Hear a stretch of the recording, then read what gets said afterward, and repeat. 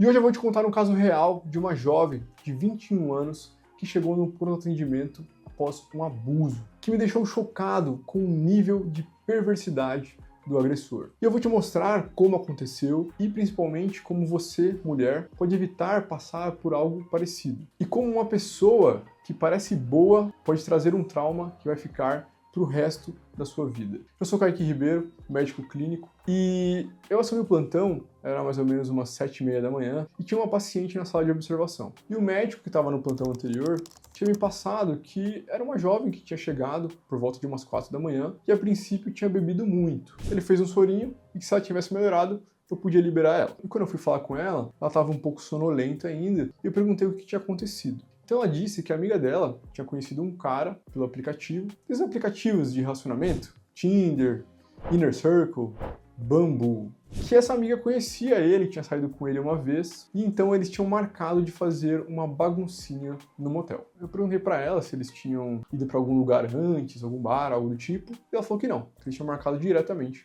no motel. Ela, a amiga e esse cara. E até então, tudo certo. Ela só queria se divertir, a amiga também, e eu não vejo problema algum nisso. Mas o pesadelo começou aí, porque ela disse que eles tinham chegado, começaram a conversar, e aqui vem a parte que mais me chocou. Era um rapaz jovem, tinha mais ou menos uns 20 e poucos anos, fazia faculdade de TI, era inteligente, engraçado, foi assim que ela me descreveu. E aí eles estavam se conhecendo, papo vai, papo veio, eles foram para a banheira do motel. E aí imagina, você tá ali na banheira do motel, rindo, dando risada, tomando uísque, aquele cheiro de álcool no ar, musiquinha rolando lá no fundo com Spotify, a sua amiga do lado, uma vibe muito boa. E aí quando de repente o cara pega o seu copo e diz assim, deixa que eu preparo mais um para vocês, eu já volto. Minutos depois, apagão. Apagou tudo. E aí ela falou, puxa, doutor, eu lembro que eu dei alguns goles, estava conversando e depois não lembro de mais nada. E detalhe, ela disse que eles entraram ali na banheira por volta de umas 11 da noite. Então, até as 4 da manhã, tem 5 horas de gap. 5 horas apagadas da memória. E daí, a mãe dela disse que a amiga tinha mandado mensagem para ela, pedindo para ela buscar a filha dela no hotel, porque tinha bebido muito. E aí essa amiga também não se lembrava de nada e já tinha ido embora para casa, não sei como. E agora começa aqui o nosso raciocínio clínico. E você vai entender onde está o perigo. Para tratarmos doenças, nós elaboramos um raciocínio. E entender as situações que levam a elas e as possibilidades delas é o que faz a medicina ser uma ciência das probabilidades. O que será que esse rapaz fez com elas nessas 5 horas? Então, para isso, temos que retornar ao momento da banheira. Se o ponto que ela não lembra mais de nada é o momento que ela bebeu o uísque, então tinha algo nele. E você pode falar assim, puxa, Kaique, era Boa Noite Cinderela. boa sugestão. Mas qual substância é essa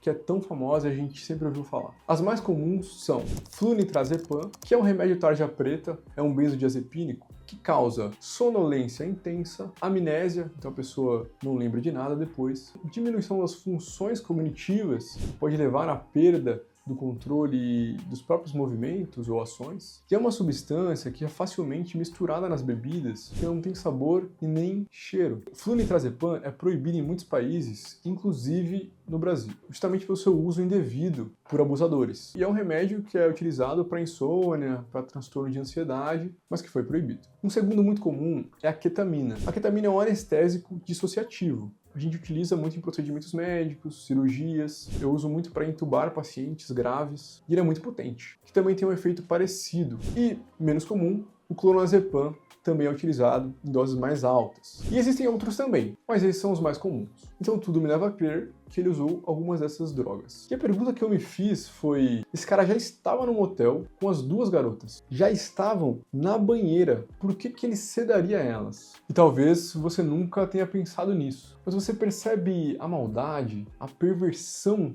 desse sujeito, que talvez quisesse transar com elas sem preservativo. Aliás, essa é uma das minhas principais hipóteses. Mas ele também pode ter violado elas de outras maneiras. Sexo anal, sexo vaginal. Quem me garante que ele não ejaculou dentro da vagina delas? E a gente precisa assumir que aconteceu isso. Infelizmente, a gente tem que pensar no pior. E quem me garante que ele não chamou um segundo abusador para participar dessa violência? Ou um terceiro? E provavelmente essa não foi a primeira vez que ele fez isso. Quantas vezes será que ele já não fez isso? E nem será a última. Isso tudo passava pela minha cabeça enquanto eu conversava com ela. E claramente a gente classifica essa paciente como vítima de abuso, de uma violência sexual. Então, com base nisso, nós entramos com a terapia de pós-exposição sexual, a PEP, para prevenir HIV, sífilis, gonorreia, vaginoses, como tricomoníase. E então ela teve que tomar 2 bezetacil, uma de cada lado para prevenir sífilis, 5 comprimidos de metronidazol para prevenir tricomoníase, uma vaginose,